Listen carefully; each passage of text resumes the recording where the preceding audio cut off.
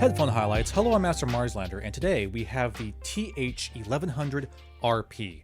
This is the new flagship headphone in Fostex's RP planar magnetic driver lineup. And this headphone, along with its twin, the closed-back variant, which is the TH1100RP, are setting a new standard for Fostex with a new size and design to their driver and incorporating this absolutely stunning design with these natural wood cups and traditional Japanese dyeing techniques to make it look just gorgeous. This is a gorgeous headphone, and I cannot wait to show it off to you. Japan. Japanese craftsmanship. This is an incredibly well-made and incredibly beautiful headphone. And there's so much more that's gone into the build of this headphone than what might meet the eye. I'll do my best to kind of show this off as I can, but there's some supplemental material that you're going to have to do a little bit of homework on to really get a full appreciation of the build of this thing, especially when it comes to these cups and the process, the traditional Japanese process of dyeing them and lacquering them. It is such an incredible process and such an incredible way to put a color to a headphone. It's mesmerizing. For now though, let's just go ahead and give this a quick little tour.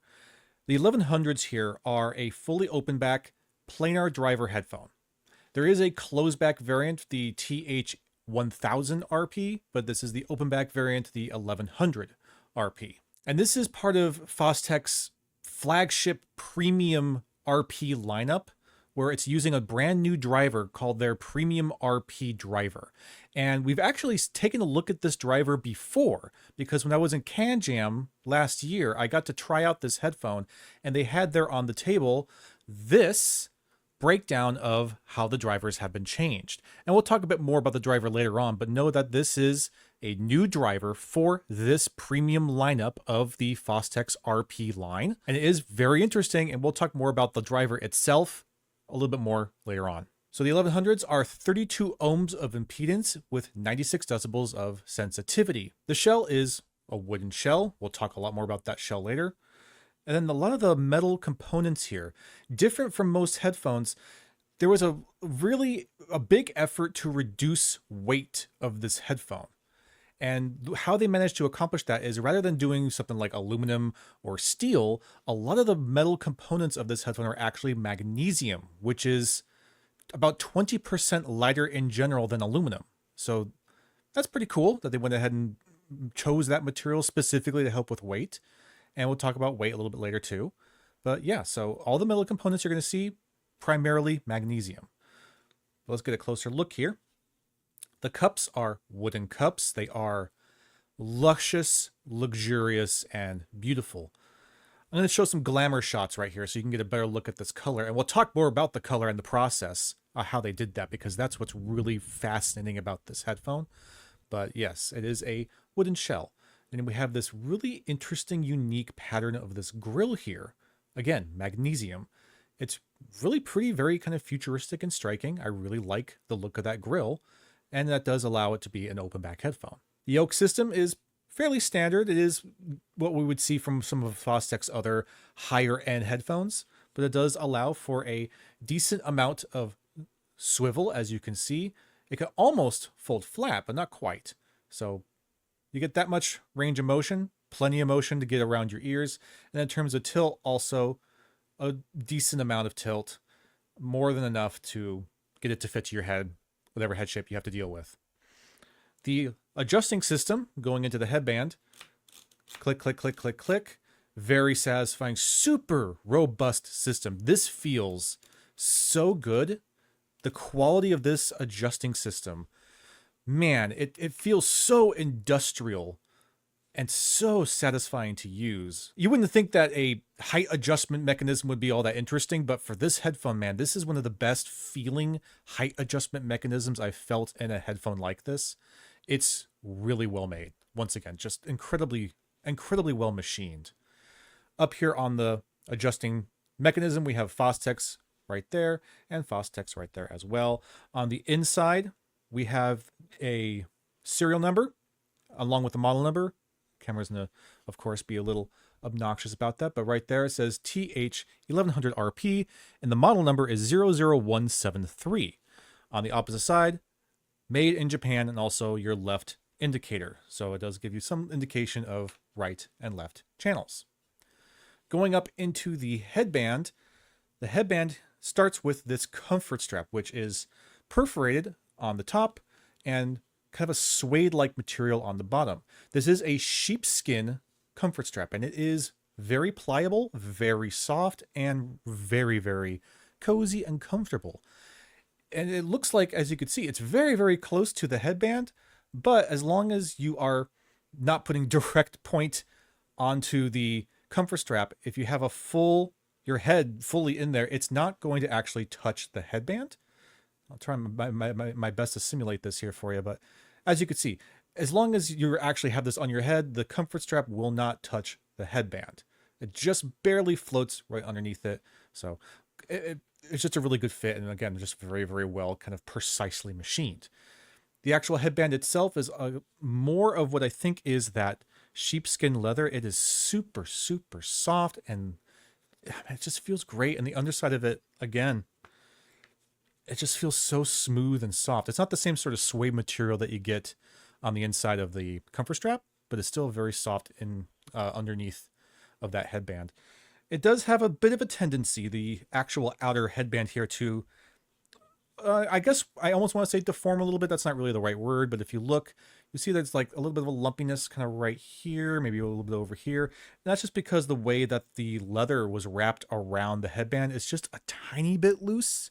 Not loose in the sense I'm worried that the wrap is going to fall off. No, not at all. But it does allow it to be just a little bit pliable. You can kind of move that leather around a little bit. Yeah, see that? So that does just mean that when you kind of stretch it out, it is going to get just a little bit lumpy in some areas. Like, see that right there? So that's not the most aesthetically pleasing thing, but it's not going to really impact the quality of the headband or the comfort of the headphone at all. Because again, the headband itself is not actually touching you. It's all happening with the comfort strap. As for your connectors, we have these 2-pin connectors, which are actually very similar to what we see in some of the Sennheiser lineup, what you get in some like the HD600 lineup. It's that same kind of 2-pin connector. You'll see what I mean when we take a look at the cable later on, but it does kind of terminate to these little kind of Y-shaped wings that come out the bottoms here, which are also labeled left and right for convenience. So it is unfortunately a little bit proprietary, but it's really not too bad because that termination, again, pretty popular with Sennheiser headphones, so there are variations and options out there. And then these pads. Oh man, these pads. These are lovely. These pads are just amazing. They feel so nice. They are such slow moving memory foam, and they just kind of like, I don't drip around your fingers and around your ears and your head as you put them on. They form so easily with the slightest touch. They're incredibly soft, incredibly plush. Oh, they feel so flippin' good. And they are protein leather, but they're actually made of silk proteins, which is pretty cool. They're just, oh, they're so dang soft and unique to this lineup of headphones, unique to the TH1000 and 1100RPs. These pads are actually a little bit angled. I'll do my best to kind of show this. Probably this way is going to show it off the most. You notice that the front is a little bit thinner than the back. So the back does give you a little extra kind of cushioning behind the ear. And this is all primarily for tuning purposes. So the pads have been carefully chosen for the tuning of this headphone. Most Fostex are just kind of like flat and even, but these are a little bit angled. They're asymmetrical. So that's new for this lineup, new for the this style of headphone from Fostex. But the pads are genuinely some of the softest, most luxurious feeling pads I've seen in a headphone. They're fabulous, truly fabulous. So this is a pretty substantially sized headphone. It's a full size over-ear headphone with, again, wood, metal components. It does have a bit of weight to it, but all the magnesium here is helping to reduce that weight, which is resulting in this large headphone coming in at about 420 grams without the cable attached. So not maybe the lightest headphone around, especially considering we've been looking at headphones that are between 200 and 300 grams. But as we get into comfort, you'll see how all this kind of comes together and if that weight's going to be a problem or not. But yes, 220 grams for this large, extremely well made, extremely carefully machined headphone. Now let's take a quick minute here to give some extra appreciation to the cups, these wooden cups here, because they're not just basic standard cups. And the process to get this indigo blue is remarkable. Now the lighting I have right here isn't the best to show this off, so I'm going to show you some glamour shots as I keep on talking, but the color of this thing is beautiful. It's stunning. It is such a deep, rich, lovely indigo, and it is natural indigo. Natural indigo. The wood cups are maple, but they're finished in aizomi, which is natural indigo dye. It's a traditional method of dyeing that requires just an incredible amount of skill and craftsmanship to accomplish. And there's no way that I can sit here and express to you and explain to you the kind of beauty and craftsmanship that goes into this aizomi process. It is remarkable. And fortunately, Fostex has a video that they've created on how this process is done. And I'm going to link the video up here as well as in the description below. I highly encourage you to go and watch this video and see how this process is done, because it is second to none. There's no other headphone on the market, no other headphone manufacturer on the market that I know of that goes out of their way to do something like this.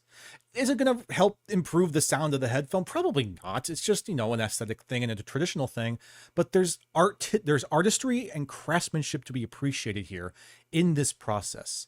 It is absolutely incredible how they go about doing this. Another fun little fact is that Fostex chose this beautiful indigo blue color to have it represent Hokusai Katsushika's 36 Views of Mount Fuji. You've seen these paintings before.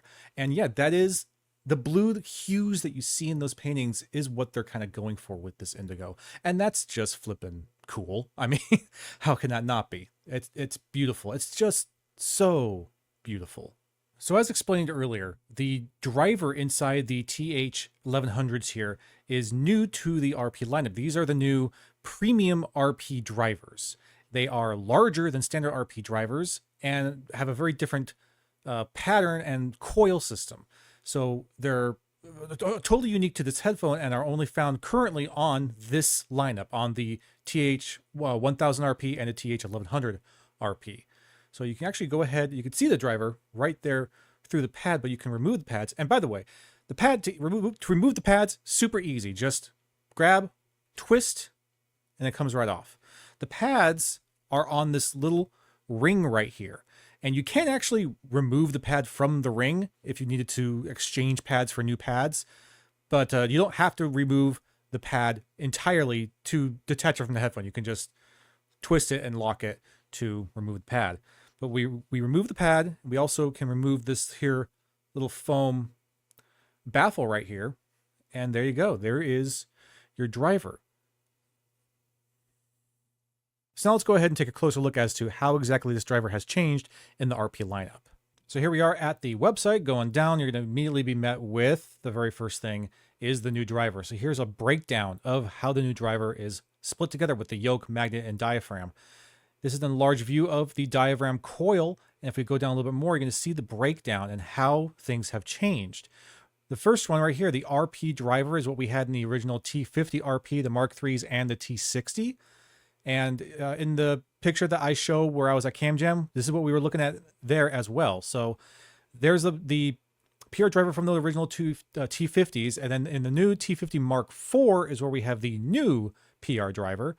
You can see the size is the same, 34 by 40, but the actual coil structure is different, as you can see here.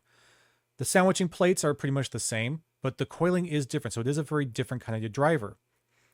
But then we go down one step further into the premium RP driver, and this is where things get unique for the TH1000 and 1100 RPs. So it's a much larger driver, 41.6 by 45.6.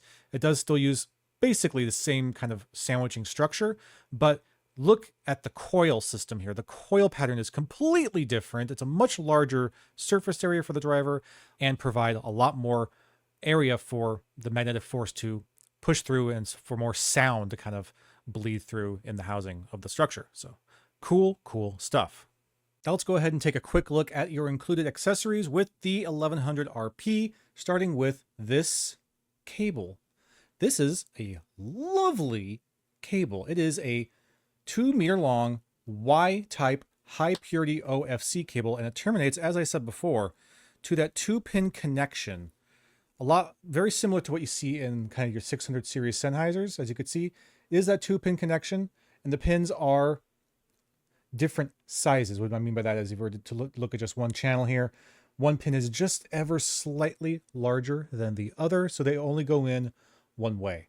And when they do terminate into the headphone, because of this little split they have here, and as you can see, it is actually color-coded red for right, not coded red for the left channel. We pop this in, whichever way it'll let us go. I think it goes right, yeah, just like this. If you can see that, you have not only the top of the connector right here painted red, but also on the side of the actual connecting bit right here, this little tiny lip, there's an R for right. And you want the R to be facing the same as the R that's on the headphone. That's how you know it's oriented in the right direction. And as you can see, it just like smoothly transitions, I should say. It smoothly transitions into this lovely little shape. It's a very kind of simple design right here, but a lot more kind of, I don't know, stylish, but also functional, I think, than how Sennheiser typically incorporates this connection. So that's pretty cool. We'll go ahead and attach the left side the same way. Again, L to L, facing the same direction, and click right in. It looks nice. It's a good little connection. Again, it is a little proprietary, but you know what? It's not too bad. And then going into the cable, you have a nice long Y split that goes into, it's a rubberized splitter right here that does say Fostex right there. So it is just a rubberized cable, which you might not be too excited about, but this portion right here, going into the major part of this cable, this feels so nice in the hand. Oops, it's a little springy, but it feels great in the hand. This big chunky cable here feels super premium. It feels great. So you notice that this is a single-ended 1/4 inch for your output termination right here. And that's because this is actually specifically an unbalanced cable. And Fostex says that they did this because, and this is just their phrasing, they went with an unbalanced cable because it eliminates impurities and enhances transmission performance. Okay, sure. But also, optionally, you can upgrade this to a balanced cable. So I don't know what all that's about, but this is a single-ended cable, and it is unbalanced, even though it does have the 2 connectors here. But they do have optional, as an upgrade, you can upgrade to a full balanced XLR or 4.4mm Pentagon cable. So it's available. I don't know why they made a point to make this one unbalanced, but it is what it is. And all these cables have this 7N grade rhodium plated connector terminals. Besides the cable, the only other real accessory you get with your 1100s is this pretty simple pouch. It's just kind of a leatherette pouch. It doesn't appear to have any logo or labeling on it. It's just a basic leatherette black drawstring pouch, and it's definitely big enough for your headphone. So if you need to carry your headphone around, here's a pouch to do that in. I'm a little, oh, there it is. Okay, it does have branding right there, Fostex. So it's a nice bag. It is a nice bag, but considering the cost to entry for this headphone, I'm a little disappointed that there's not a bit more accessories, but the cable itself is pretty freaking fantastic. It is built remarkably well, feels great in the hand, and it drapes beautifully. So the cable is very, very nice, and I'd say maybe by itself worth it, but I wish they did a bit more than just this bag. This bag is fine, but I would have liked, I don't know, something else at this price range. Comfort for the TH1100. It is such a good fit. Like, At a little over 400 grams, it's a little on the heavy side, even though it does have all that magnesium to help with the weight, help lowering the weight. It's still a little heavy in terms of just headphone weight in general, but it feels so good on the head. This feels so good. And the cable, being a big chunky cable, really doesn't add much weight. There's also no microphonics of any kind, so the cable is complete non-issue in terms of weight and microphonics. But the comfort itself, man, oh my God. Yeah, this feels great. This feels fantastic. They are an open back headphone. I almost want to say that they feel more and sound more while you have them on, closer to a semi-open than a full open headphone, because there is a little bit of isolation. My voice is being muffled a little bit. My fan noise, my room noise is all being muffled a little bit. I could still hear certain things. I could still hear my ventilation down here and the hum of my PC if I really want to focus on it. But there is just a little bit of a little bit of muffling, a little bit of closing of that sound. So it does just passively sound more to me like a semi-open headphone. The comfort strap here is doing a phenomenal job. I have really no discomfort of any kind on top of my head, no hot spots anywhere on my head. The comfort strap is doing a fantastic job just molding around the shape of the top of my head. No issues there. The clamp force, super crazy manageable. I mean, it's not even the clamp force that's really kind of holding the headphone on. There is a little bit of clamp force, obviously, but it's more like, I'm going to try my best to explain this. It's like the weight of the cups and a little bit of the metalwork here on the hinging system is kind of putting weight down and a little into my head. So it's doing this motion. It's pushing a little down and in, and that's what's kind of applying a little bit of force, not direct side-by-side clamp force, but more like a down and in kind of force that is keeping the headphone on my head.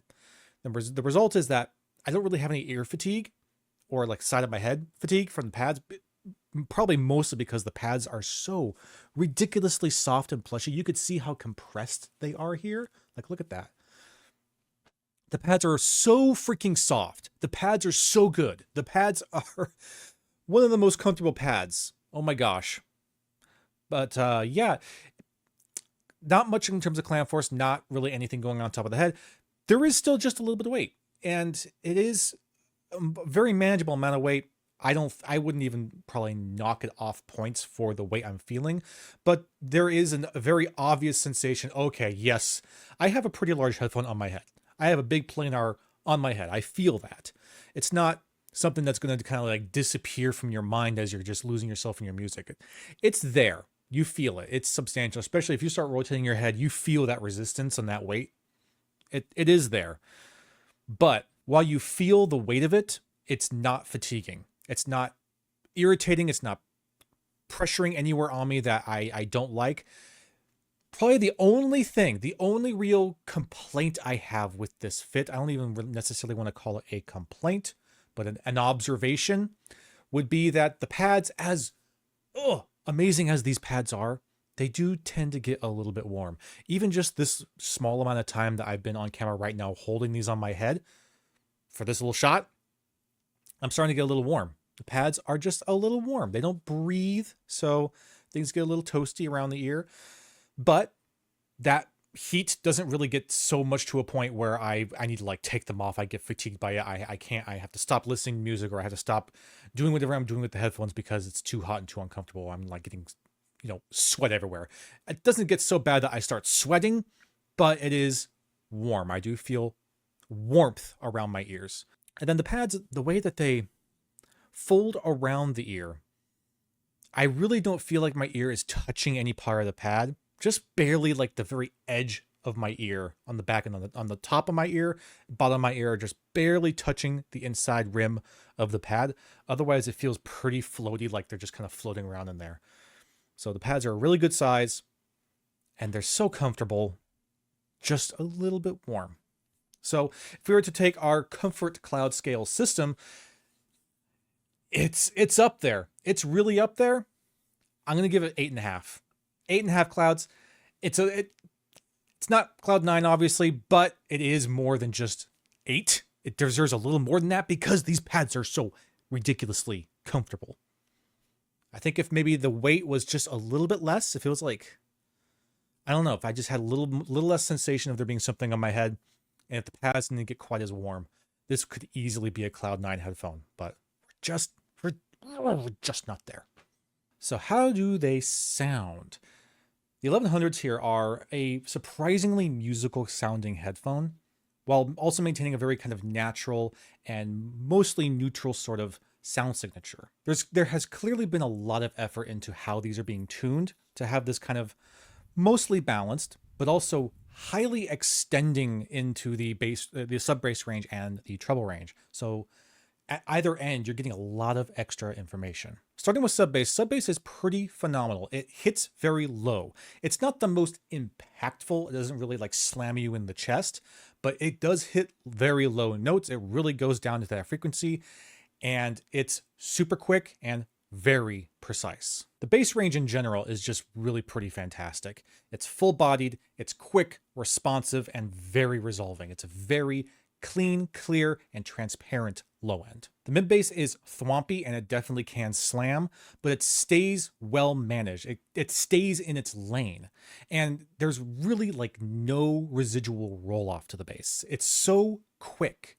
The bass just hits and it's gone. There's no rumble to it. There's no lingering kind of sluggish roll off to it. It's just so quick and snappy. The mid-range feels fairly natural, and there's definitely a forwardness to the vocals. Vocals are kind of front and center, and they are a defined characteristic of the sound.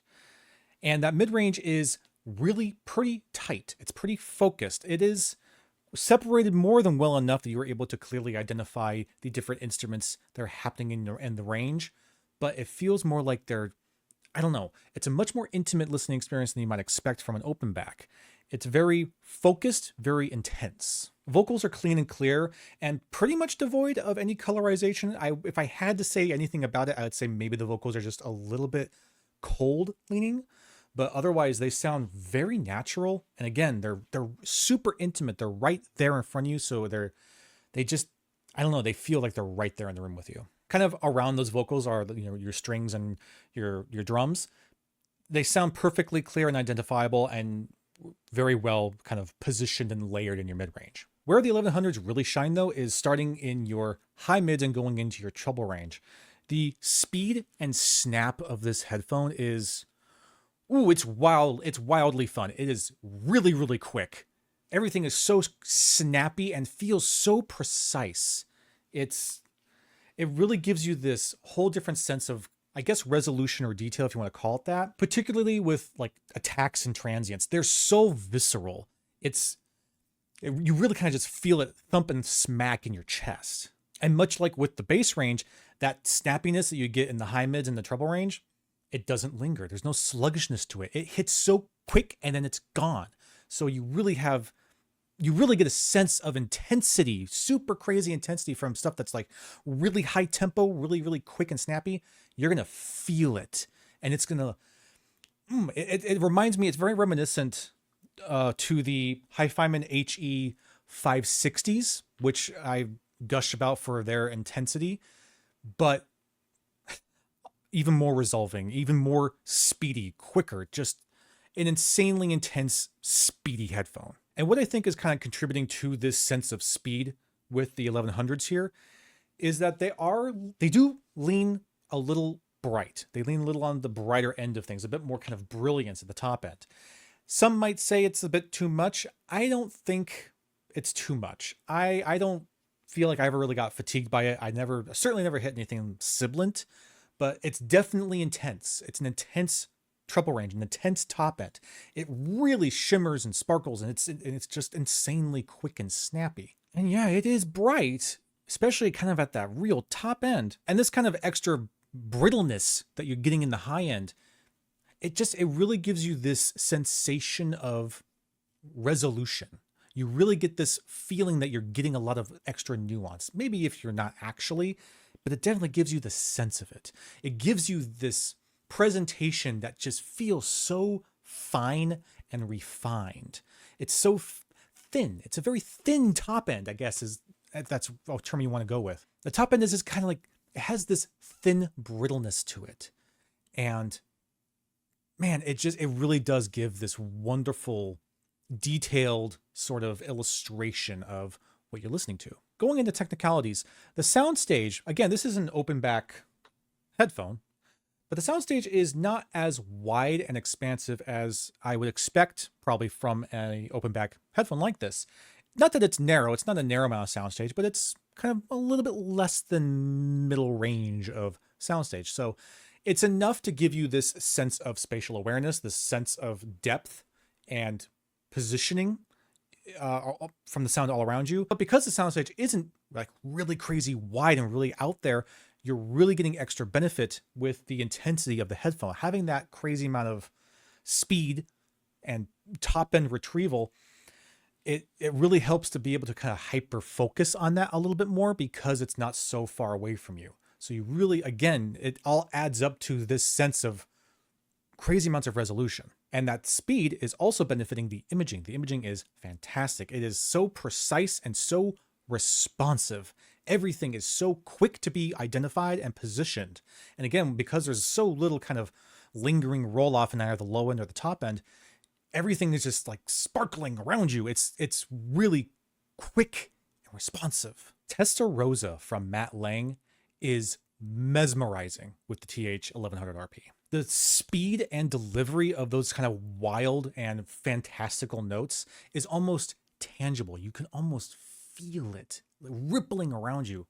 Crazy satisfying. In terms of dynamics, it's super fun. They're great. There's a really good sense of contrast and almost a kind of seamless transition from one end to the other. Really, really good transference in that. Is this the right terminology for this? I don't know anymore. Words are weird, but the dynamics are fun. They're really good. Where I think the 1100s particularly shine is in orchestral scores and classical music. It's just it makes that genre of music sound remarkably musical. The Kundun soundtrack by Philip Glass, I think probably one of his best scores that he's ever done, is a transcendent experience in the TH1100s. It is such an emotional, powerful, and awe-inspiring journey with the TH1100RPs. Particularly Escape to India.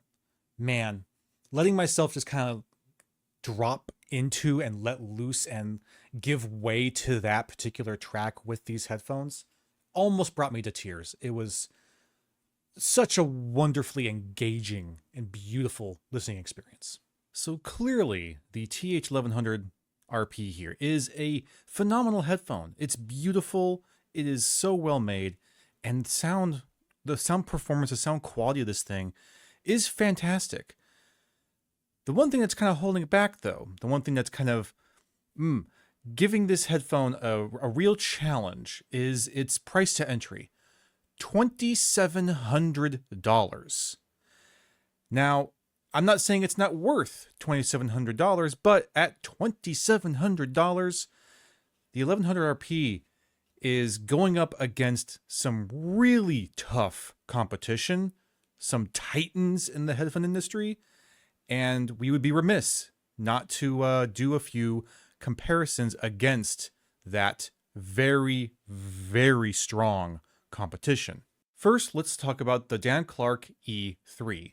Now, the E3 is a closed-back planar, so a bit of a different utilization of this technology, so maybe not the best direct comparison to an open-back planar. But at $2,000, the E3 here is $700 less than the 1100s. So we would be, I think it's definitely a worthwhile comparison to make here. Comparing the sound between these two, the Dan Clark is a smoother and much wider listening experience, which is pretty surprising considering that it is a closed back compared to the open back. But yeah, the sound staging of the Dan Clark here is really quite a bit larger, quite a bit wider, a much huger, larger sound than you get out of the 1100s. Compared to the 1100s, the E3 feel a little bit warmer and a little bit more relaxed. They sacrifice kind of the brilliance and intensity that you get out of the 1100s for a more natural and inviting experience. The bass still hits hard in the E3 and maybe even extends a little bit further into that sub-bass range than the 1100s do. The mid-range is much wider separated, and there is a greater sense of spatial awareness and positioning. Vocals are not quite as tight or focused as they are on the 1100s, but have more body and weight to them. The E3 is an incredibly quick and nimble headphone, but the 1100RP is able to come in just a little bit faster, a little bit snappier. The E3 is not nearly as bright on the top end than the 1100s are, but you certainly don't feel like you are sacrificing clarity or resolution in that top end with the E3. It's still very capable of hitting those very high, tight notes. The E3 here is an almost perfect referencing kind of sound, complemented by more natural tones and spatial listening, while the 1100RP aims for a more focused, intense, and precise listening experience. In terms of just like their design, they're kind of almost polar opposites of each other. The 1100s are going for this more, natural, traditional wood aesthetic that's very kind of, earthy kind of design, earthy kind of tone and presentation, while the E3 here is just Terminator science. It is such an incredibly, technical marvel of a headphone. So kind of contrasting sounds that match with their contrasting design and ideologies as well. Now, if we're going to be talking about open back planars in this price range, then I have to bring out the Modhouse Tungsten. Now, this is the single-sided version, but even the double-sided comes in less than the 1100RP. First and foremost, the Tungsten is significantly more difficult to drive than the 1100RP. So right out of the gate, you're going to have to invest in kind of more specialized hardware to properly run a Tungsten. Just like with the E3, the 1100s are a bit more focused and more intimate than the Tungsten. But the Tungsten is a much more spacious and theatrical experience.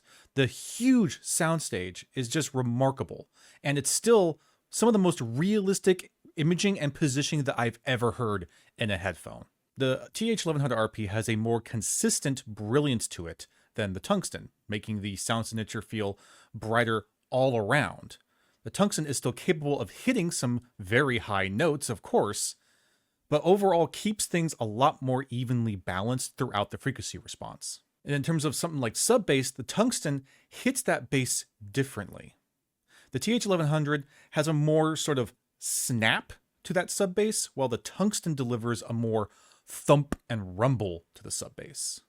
So there's a lot more kind of meat and full bodiness to the Tungsten's delivery of that bass range, as opposed to the 1100's speed. The overall bass performance in the Tungsten is more full and impactful, while quicker and less resonating in the 1100RP. Mids are more forward and direct in the 1100RP, while the Tungsten projects a hugely massive and remarkably separated mid-range. High mids and treble are more immediately responsive and intense in the 1100RP, but the Tungsten has, again, a much more natural and realistic distribution of tacks, high taps, and shimmers. The best way I can kind of explain the difference between the 1100RP and the Tungsten here is that listening to the 1100s is like listening to a very premium headphone kind of sound, whereas listening to the Tungsten is like listening to a very premium speaker kind of sound. That's the kind of tangible difference you get between these two. So the 1100RP here is able to trade blows very well with some of its strongest competitors. But what I think is kind of holding this headphone back the most is its price to entry. $2,700 for this is a hard sell when you have competition like the E3 and the Tungsten, because it can do a lot of great things that those headphones either maybe struggle a little bit with or don't quite nail in quite the same way as the 1100RP, but they're 25% less expensive than this. It's a difficult sell. And I can kind of understand the argument that, well, you're paying for this craftsmanship. You're paying for this traditional, staining of this wonderful wood and this beautiful design. It is remarkably well made. And yeah, I can kind of get that, but it's going to be something you have to convince the consumer of. Is this build and construction and the craftsmanship of this, as wonderful as it is it worth that much more to your consumer than the sound is alone? But pricing to the side, it is an incredible headphone, an incredibly beautiful headphone, an incredibly fast, responsive, intense, super energetic and engaging headphone, and it can be just this wonderfully exciting musical listening experience. And all this together means we have to ask ourselves, does the Fostex TH1100RP belong on the headphone wall? Well, it's actually a little complicated. This is a bit of a unique situation. I don't think any denying that the performance of this headphone, the kind of sound, the quality of the sound and the way it presents it and its capabilities are phenomenal. They're great and more than enough to earn it a potential position on the wall. And then the craftsmanship on this, the tradition to it, the tangible feel and the premiumness and the beautiful, beautiful craftsmanship of this headphone also definitely help to earn a position on the wall. But the headphone wall is only for headphones that I actually own. So unfortunately, the TH1100RP here, it has to go back home. It's not going to be able to stay here. So it can't go on the wall, at least not today. If I were to, at some point, maybe own my own 1100RP, then the narrative here might change. But for the time being, for right now, it's good enough, I would say, to potentially earn a position on the wall, but it's just not going to be able to go up there today. That's about it. I hope that you enjoy this, and I'll see you again very soon.